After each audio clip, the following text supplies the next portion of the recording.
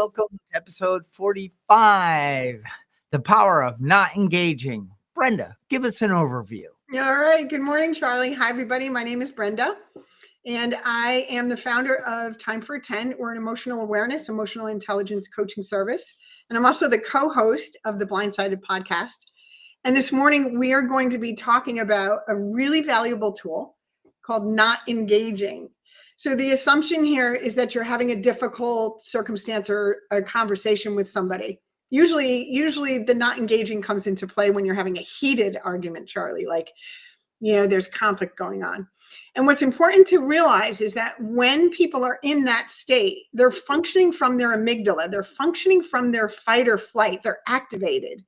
And really they're activated, Charlie, because something is being triggered in them. And what we know what triggers are. Triggers are things from the past. They're not things from the present moment. They're things from the past. So the value of not engaging is allowing that person to just vent whatever it is they're going to be venting. You stay present in the present moment using your frontal lobe and all of your tools, and you just let them go on, and you don't engage in a back and forth.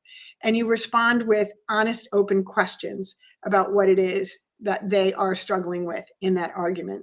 And it could even be something as simple as tabling it for later, like we've talked about several times. So welcome to the podcast. And Charlie. Hello.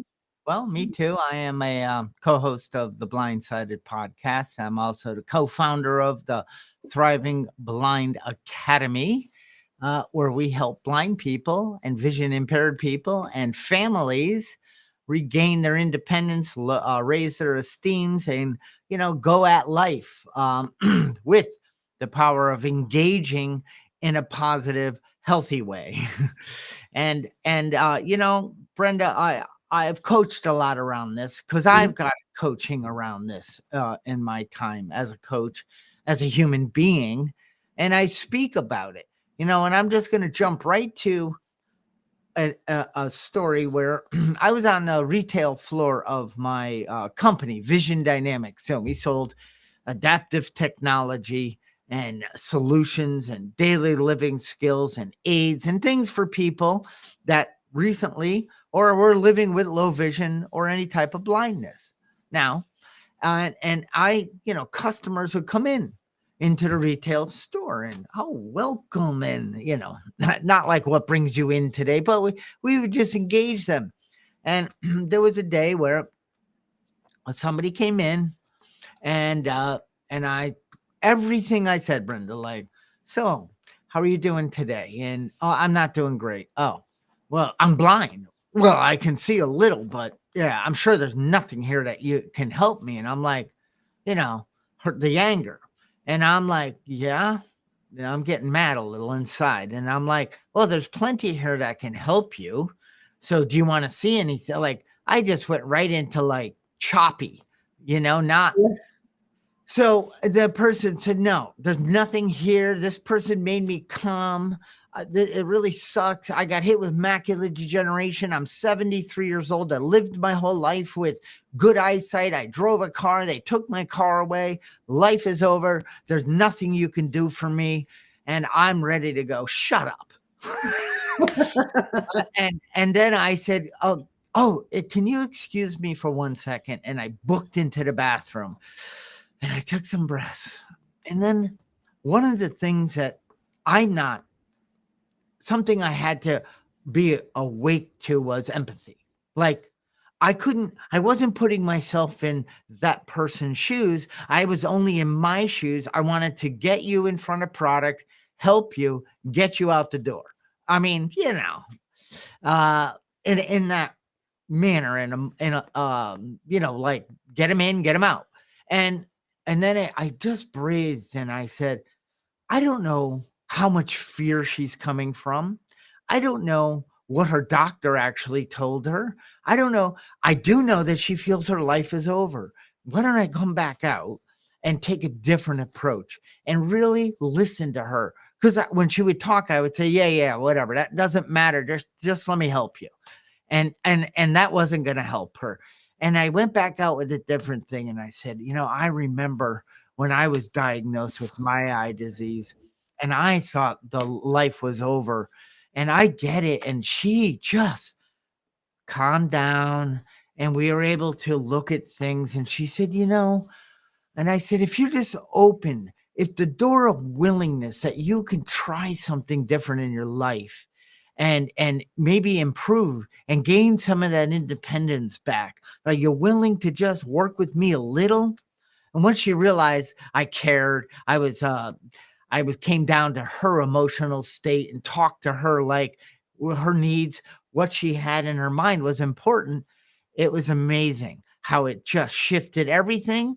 And I didn't give away my power. Like, I didn't engage. I started to, and I was never going to go anywhere. No. You're going to get her more angry and out the door feeling more alone and more life. Her life, was over. That's a great example of what we're talking about, Charlie. And it's chock full of tips. So the first thing you said was nothing you said to her was working. Nothing you said to her was working. And it's so funny because I did a video on this not too long ago, and I don't know, 6 months ago, maybe. I was sitting in my psychology professor's class, and he was talking about this, and it blew my mind because my daughter was doing this to me. I would try and help her, give her suggestions, give her, now that won't work, that won't work, that won't work. And what he said is when people do that, what they're really trying to do is they want you to feel the depths of their pain. And they until you are feeling as hopeless and there's no solutions until you're feeling as badly as they're feeling, you're not going to get anywhere with them. And that's what he said is going on with that when people just shut everything down that you offer. And the second thing that you're talking about is, with the active listening. So that woman came in and she was functioning, like I said in the opening, she's functioning from back here. She's scared, right? Her life is over. She can't drive. She can't do this. How am I going to get around? Right? No. She's back here functioning there. She's not processing anything. She's just reacting. She's not responding. She's just reacting. And what you did in that moment is you actively listened to her and you validated her. And that's really all people need to get out of that part of their brain and back into a present moment state. Because really, they're not in a present moment state to be available for something like a suggestion or a tool or change. And so that's why not engaging is so important.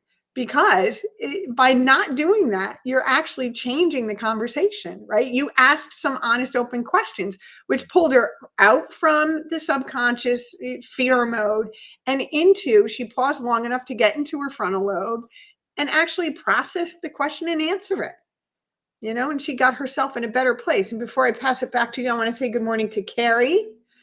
I want to say good morning to Nick. Welcome, Nick. Kate. I'm glad that you guys are all here, and welcome to our podcast. Back to you, Charlie. Sure.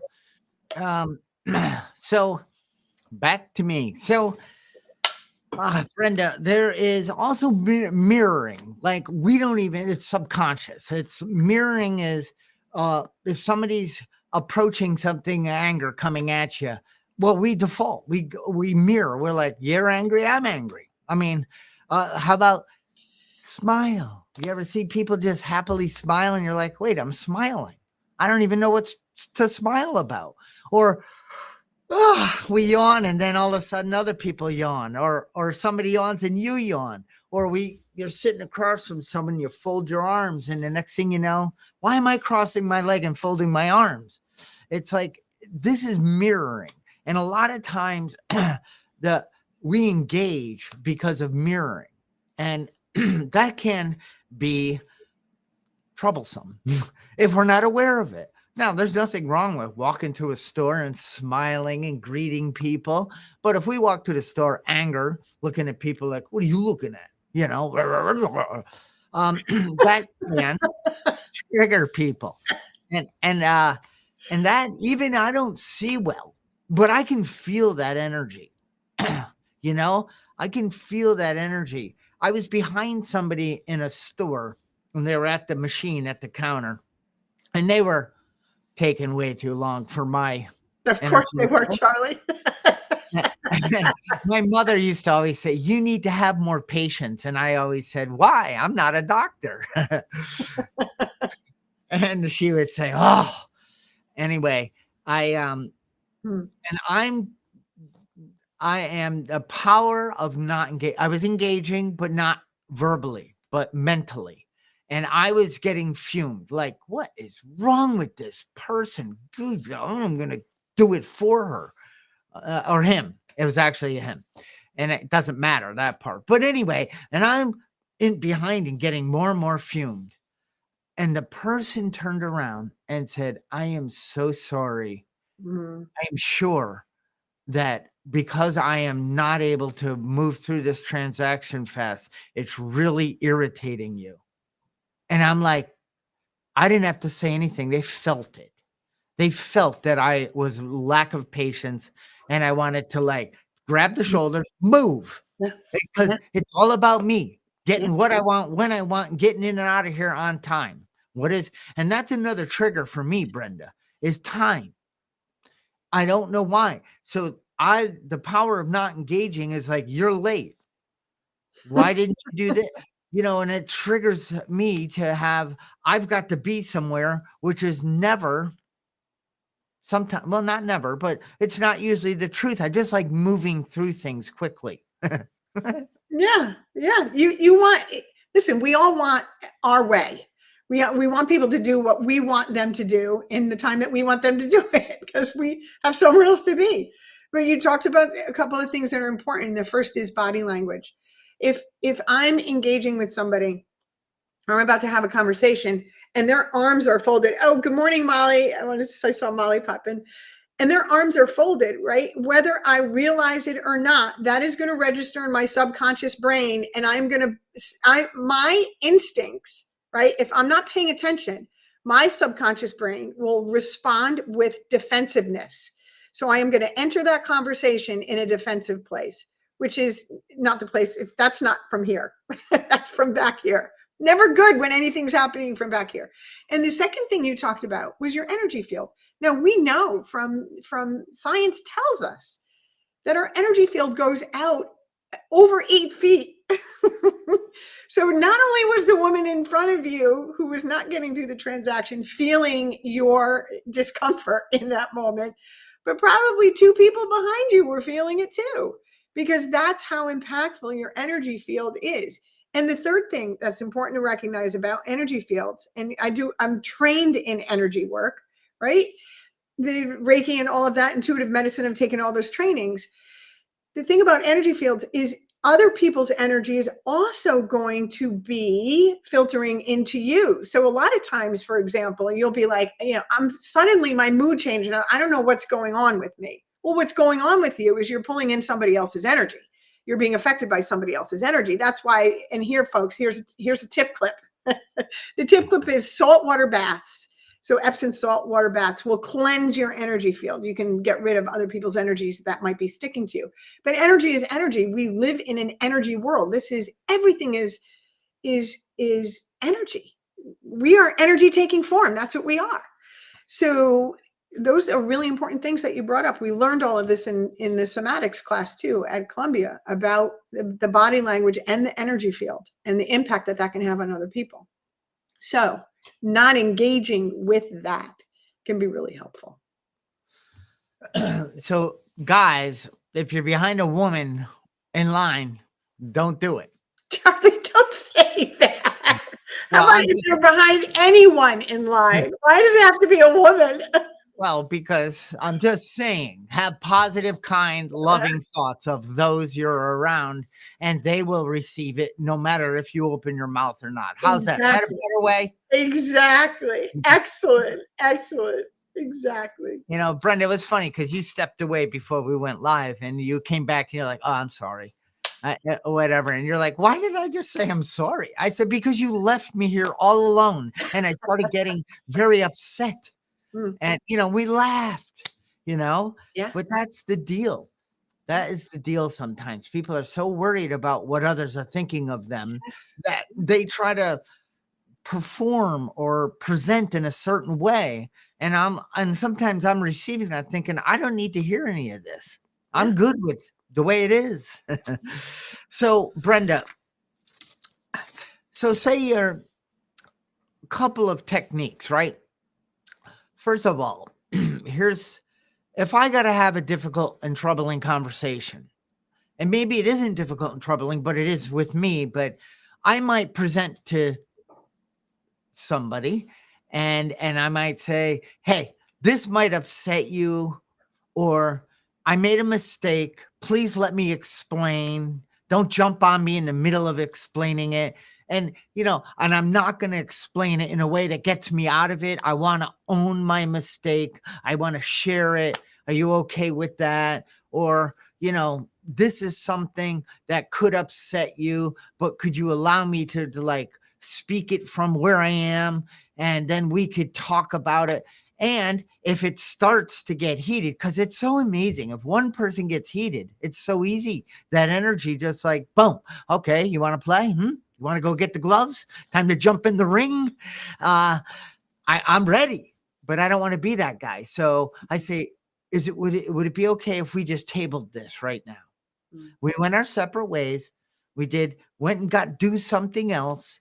And then we come back and meet with a different mind. It's amazing how well that works. That's a great tool, Charlie. Hi, Cassidy. It's a great tool to be able to step away, especially if you're finding yourself, because you could feel it in your body when you start to escalate, right? And there's a couple of things that you said there. In any conversation, especially a difficult one that I'm having with someone, I never go into it telling them how I want them to feel. like, please don't be mad at me, or like, I'd never go in telling them how I want them to feel or how I want them to respond. I don't give my power away that way. And I don't ask them to conform to what I want to receive. Right. So I don't set any expectations. And if I'm triggered, like you're saying, right? If I'm in a triggered state, because what does a trigger really mean? A trigger means I'm in the past. The trigger means I'm feeling something old in this circumstance. The circumstance is bringing me to a past experience and a past emotion. That's what a trigger is. They don't exist if there's no past associated with it. So if I'm in a triggered state, like you said, when you went into the bathroom and you calm yourself down, that's stepping away from the circumstance until you can collect yourself and ground yourself. There's all kinds of grounding exercises you can do, because you could take a 5-minute timeout. You can take a day to talk about it. What I recommend that people do, and Dawn, who's been on our show, she taught me this, right? So if I have, especially in relationships, if you have a romantic relationship with someone, she said, never bring your complaint to your partner. Always bring it to somebody else first. Because if you bring it to your partner first, you're going to come at your partner with everything they've ever done. You're not going to come at them with that one circumstance that's going on. So you need to work it through with somebody else first, which is exactly what you're saying. And that's what Time for a 10 is about. It's taking that 10 minutes to review with somebody else whatever it is that's bothering you, so that somebody else can shine a light on it and bring you into the present moment, so you're not bringing everything from your past into that circumstance, which is typically, it's what everybody does. That's how our instincts work. We pull in our past experience, we bring it into this situation, and then we make a decision on how we're going to respond. But we're not really responding, we're reacting. So exactly what you're saying is exactly the right thing to do. Good job, Charlie. You're a good coach.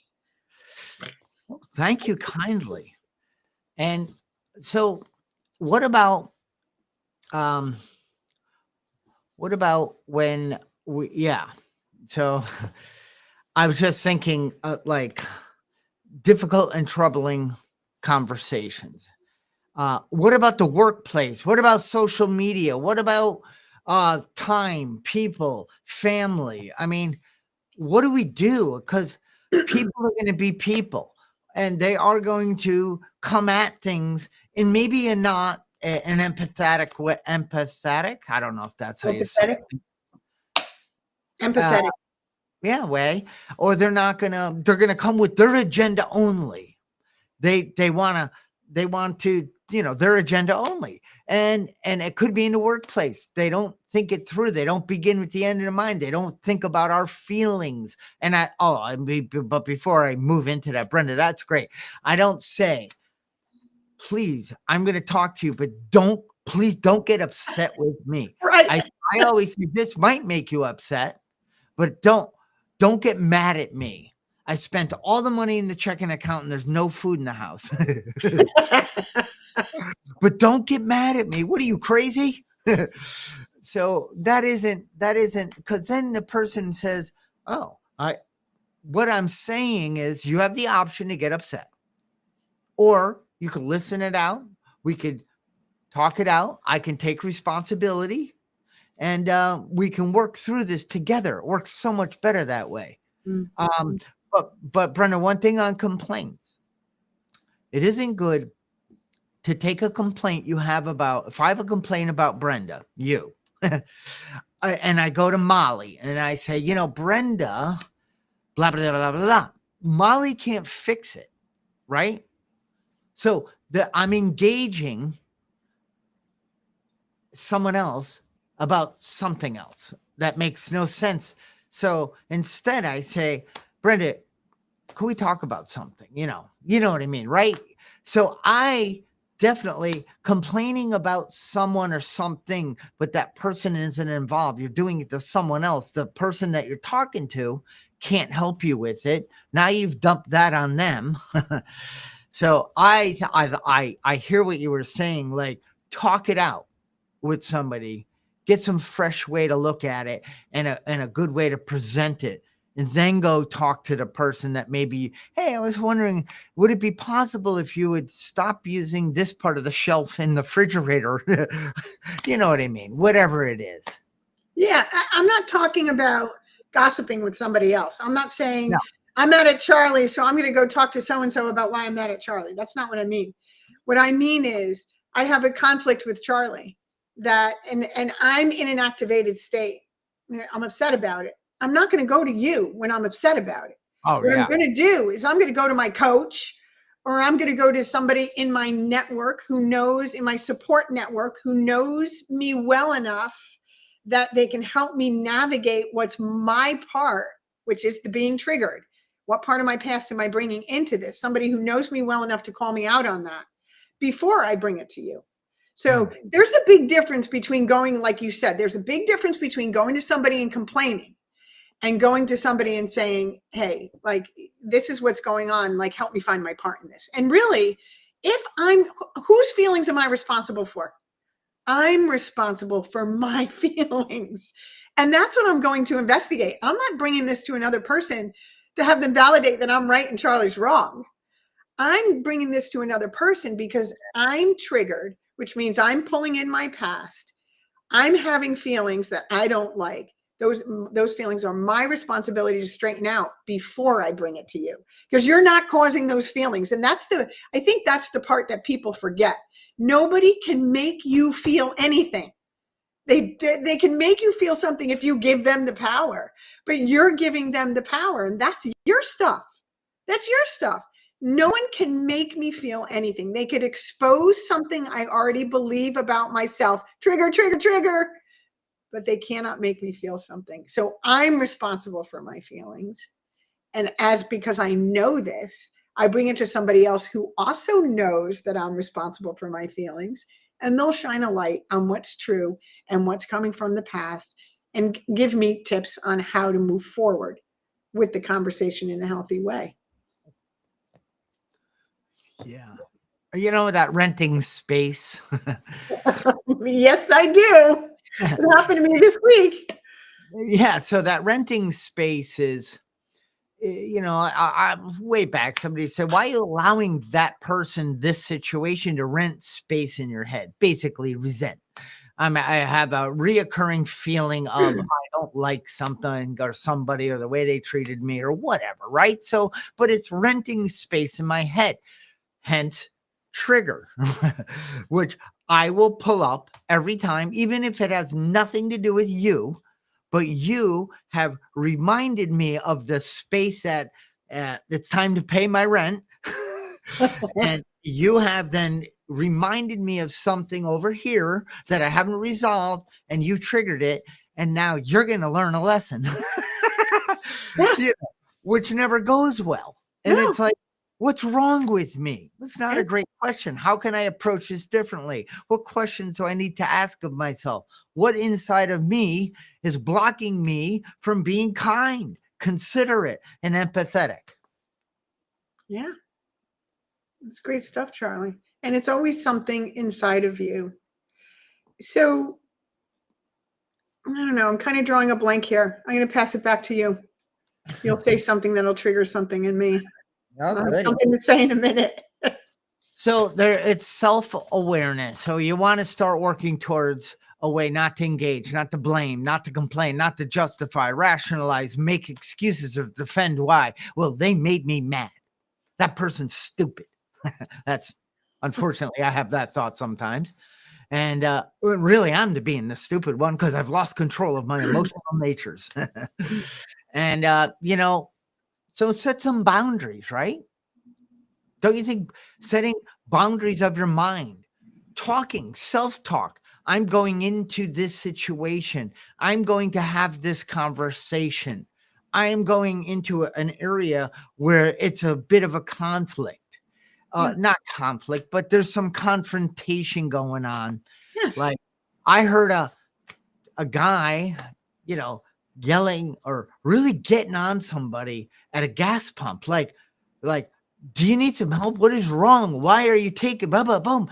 And this poor person was just crumbling and getting more, how you get more nervous. It's like someone looking over your head and you're on a computer and, the power of engaging, they're engaging. I'm losing esteem. And I'm like, oh God, now I'm going to do something wrong. And I freeze up. Mm. And so that is what we want to just be aware. Like, oh, I feel it's cropping up. I want something to go a certain way. I feel this person should be different than they are, this situation, this event. Self-seeking would be, I'm going to insert myself and not use the power of not engaging. I'm going to use a different power of engaging. And then what am I afraid of? That just people are slow and they just don't get it. And they're out to irritate me. And then, because Brenda, right? We could give power to engaging or not engaging. And Absolutely. Yeah. the power of engaging is definitely something, it's okay, but it's got to be well thought out. It's got to be the right way of passing of energy. Yes. And I do that by setting boundaries for myself. Yes. Not so much for other people. Like, hey, I need a boundary. You need to never cross this line or I might punch you. No, I need to set a boundary in my mind. When is it time? Then I need to exit. I need to walk away. I need to go take a breath in the bathroom. I need to do some deep breathing. I need to reground myself and get present. I need to realize I want you or this event to be different when that isn't what I have the control of. Grant me the serenity to accept the things that I cannot change. And the wisdom to know the difference. So Cassidy is saying, in high school, my dad used to say, I can't make you mad, Cassidy. And in the moment, it triggered me. But now, almost 10 years later, I'm extremely grateful he taught me this lesson at such a young age. That's beautiful. That's Thank you, beautiful. Cassidy. Yahoo! Yeah. Oh, but you can certainly make me mad. So this prompted a little inner dialogue within me when you were talking about giving your power away. The person at the pump who got scared, right? So they're giving their power away. They're allowing a stranger to dictate their worth in that moment. They're saying, the stranger's saying, hey, you're taking too long. There's something wrong with you. And you're saying, yeah, I know there's something wrong with me. There's another way to approach that, an engaging way or disengaging way too. You can say nothing and just ignore them, or you can tell and set a boundary, like you said, to back off. When it comes to having difficult conversations, especially in conflict, and I've had several occasions, as you know, I won't go into specifics, over the last few months, to have a difficult conversation with a person in authority, right? And that could be really challenging when you have someone who's in authority that there's a conflict with. And this is the circumstance I was in. And the first few times I was in this circumstance, I acquiesced to whatever it is that the person was asking because I was frightened. I was in my amygdala, right? I was pulling in a past experience. It's a person in authority. I better get in line or something bad's going to happen to me. That's the past I brought into it. And I navigated through this over the past few months. And the last conversation, really difficult conversation we had to have, I did not engage. I allowed the person to say whatever it is they needed to say, and I responded with honest, open questions. Now, how did I get to that place where I was able to do that? The conversation went really, really well for me. I had like 4 questions I had to ask in a 45-minute conversation or a half-hour conversation. 4 questions that I kept asking over and over again, right? To get the person out of their activated brain who was sitting there like this the whole time. So the way I got there, Charlie, was before I had the conversation, I did a meditation. I went inward. I relaxed, like you were talking about, like you were going in, you went into the bathroom in your workplace with that customer, right? And then you went back and had a successful conversation. And what downloaded to me was, I get to choose. This is think of life as a big theater, right? And this is just a movie that's going on. And I get to choose the character I want to play. I can go into this conversation and I could play that wounded child, right? That triggered wounded child. I could go into this conversation playing the victim because I felt victimized. Or I could go into this conversation being the warrior badass that I am. And what I mean by that is I can go in there in full confidence of what and who I am, knowing my worth, knowing that I have a right to have certain expectations met. I have a right to have boundaries met. And I could just, because I'm in that position of self-esteem within myself and confidence within myself, I can sit there, right? And that person can say whatever they want. And I'm not being triggered. I'm just listening. I'm just listening. I'm not reacting. I'm just actively listening and letting the other person spew. And then I can ask an honest, open question because I have not attached any meaning whatsoever to what that other person is saying. I've attached no meaning to what they're saying. It's their stuff. I don't have to make it my stuff. And because I'm not attaching meaning to it, which is to say I'm not personalizing it, I'm not making it about me. This person would be behaving this way with anyone who was challenging them in the moment. I can ask an honest, open question because I'm functioning here. And the honest, open questions I'm asking, quite frankly, were really good because some of the things that were being said didn't make any sense. I'm like, what? And I can ask an honest, open question about that, which brings them back into their frontal lobe where they're saying, to themselves, maybe not saying out loud, but saying, yeah, that really doesn't make sense. I really did cause this situation. And that was what was going on. That person caused the entire situation that there was a conflict in. They started the ball rolling. And that's all I had to bring their attention to in a very compassionate, empathetic, non-judgmental way. And the conversation went really well. Really well. For me. I don't know how it went for them. Went really well for me. And I'm not saying that in an egocentric, I win kind of way. It was an adult conversation. It wasn't 2 kids in their activated state, pulling pigtails and throwing sand. Yeah, you guys didn't jump in the ring. No. The gloves stayed off. They did. Because you were mature adults. Yes. You approached it in a way. And that's, this is constant and never ending improvement. Yes. It's a spiritual progress, not spiritual perfection. Yes. Once I got it all perfect, well, I think that would be my last breath. And Charlie, it's important to mention too that he also behaved in an adult way. This going back to the mirroring. So he behaved in an adult way. I behaved in an adult way, and tremendous progress was made. Think about how those conversations normally go. I'm defensive and I'm reacting and he's mad and he's right. That didn't happen because we both didn't engage in that way. He kind of engaged, but because I wasn't engaging, eventually he stopped engaging in his own reactive, pattern that he was working from. Okay, sorry. No, that's good. That's helping someone. That's, not showing them the side that they want to come from. They want to dominate.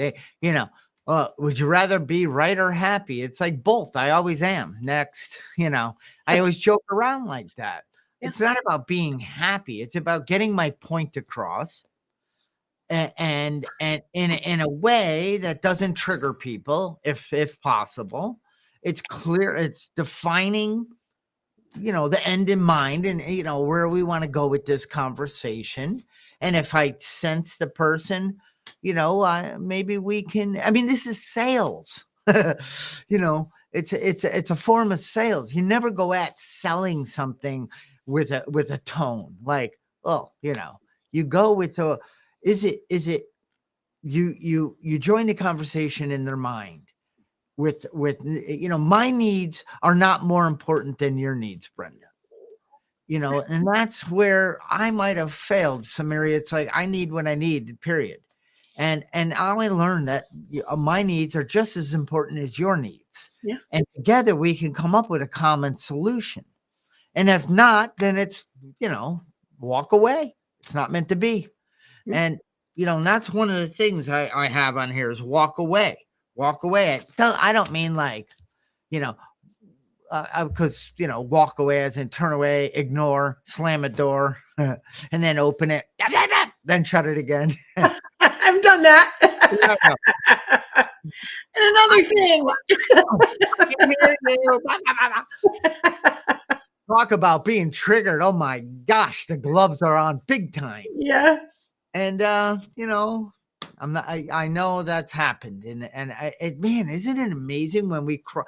So there's a line, right? We all have a threshold in life, and we all have some are much higher. And I believe it's a spiritual line, and I believe once you go over that, the amygdala kicks in. We go into fight, flight, or even freeze. Yeah. And when we're activated in that, when we're triggered and we get activated like that, it all hell breaks loose. And then you go, whoa, I had no control.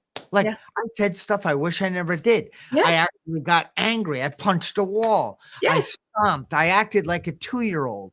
And it's like, whoa. Yeah. It's like, I don't want to give away my power like that. No. So how do I stay below that? How do I stay below that? By practicing what we're talking about. And we rewind right back to self-awareness, not selfishness. Self, that means being aware of what starts percolating my insides that I want to teach. Yeah. Show you something. And then like, yeah, okay, hurry up. This is boring. Don't want to listen. I just want to fix you. Yeah. Here's a good one, Charlie. And this was news to me when I learned this. You do not have to agree with someone to validate them. You do not have to agree with what they're saying to validate them. And that includes when they're saying something, they could even be saying something negative about you, right? So again, when somebody is functioning from that instinctive brain, the amygdala, the fight or flight mode, you could say to them, here's a really good way to de-escalate somebody who's in that stage. You can say, oh, I can imagine that's really painful to feel that. Or you can say, I'm sorry you're feeling that way. Or I know what that feels like. I've experienced that. Those are all ways to get the person out of that mode. You don't have to agree with what they're saying, but if you validate them, you can get them into a place where they might be able to have a better conversation with you about what's going on, because now they feel connected to you. Whereas before, they're completely disconnected from you because they're pissed at you about something. You did something. You made me feel, right? Yeah. And when you connect with them in that way, like, I can't imagine how painful that must be for you. You're validating them like you did with that lady, right? And it brings them into a much more cohesive place in their brain and in their heart, and it puts them in a position where they can be open to hear what you have to say. You don't have to agree with someone to validate them. No, it drops them out of the amygdala and brings them back to their reasoning mind. Yeah. And you don't have to accept something and like it. I accept this. I don't like it, but if I fight it, so I'm just going to accept it is what it is. And also, Brenda, I like to say that is an interesting way to look at it. Yes, that's a great one. The way I looked at everything was the right way. Yeah. And that's a lie. And it's like that shuts the door on um other people's ideas that really can help me grow and Yeah. see it differently. Yeah. And then sometimes I'll say that you're probably right. Yeah. You know, you're probably right. And I'm not giving them all the credit. And I could do that one too to piss you off, but I got to be careful of that. Yeah. So, and I'm a joker. I fool around. Sometimes I do it and it hurts people. And I'm like, oh, Yeah. what? Yeah. I didn't mean to, like, stop being such a baby. Suck it. So I'm You know learning what? as I go. I tell you, Brenda. And as we start working in the corporate area, inside the workplace, there is so much of this power of engagement Yeah. because so many people are watching their backs. Yeah, they are. Synergizing. They're not working as a team. And, there's no I in team. Please Yeah. come up with something new. But anyway, it's like if I help you get what you need to get done, this project and all, and then this one over here is how it's amazing the cohesiveness and the team. I did it when I went over to Optelect. I sold my company. I went out to a company in California. Once a month, I'd spend a week in California and I worked on the team, bringing it together. No longer selling devices. Now we're helping improve lifestyle. And Mm. you can be a part of that.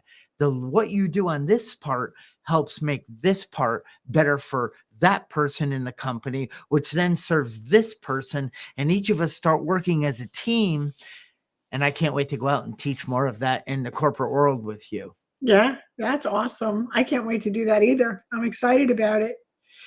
You know, So, the one, so little sorry there. that's okay. The only other tool that I want to throw out here, because we're going to run out of time soon, is if somebody is in an activated state and some of the other tools aren't working, you can ask them questions like, what does that look like for you? Or here's a good one that has worked really well for me and it really breaks the ice. I asked them, if you had a superpower to deal with this, what would that be? And it kind of like, it hits them like, wait, what? Like, yeah, if you had a superpower to deal with this, what would it look like? Like it kind of anything to bring them out of that fearful state and where you guys can align. And again, you can only do that if you're not attaching meaning to their behavior, not personalizing, you're not being triggered. But especially the question, what does that look like for you? Like when someone says, God, I'm so upset. What does that look like for you? What does that look like? Where are you feeling it in your body? Excellent, excellent question. Excellent question. Because where you're feeling it in your body, do you know the history behind that? If somebody says, well, I'm feeling it in my solar plexus or I'm feeling it in my chest, right? You can say to them, when's the first time that you felt that? Like, can you think back to the first time you remember feeling your chest tightening? And it's going to bring you right back to whatever wound is being triggered. It's like a map. It'll give you the map if they answer that question. Or if they're saying, I'm feeling it in my throat, that means that they're not using their voice. There's all kinds of information you can get when they tell you what part of their body they feel it in. So that's a great question, Charlie.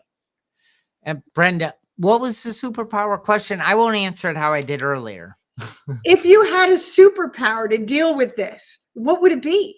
So in in the self that wants to not take a look at me, my first thought was a magic wand that I could go, boop, you're gone.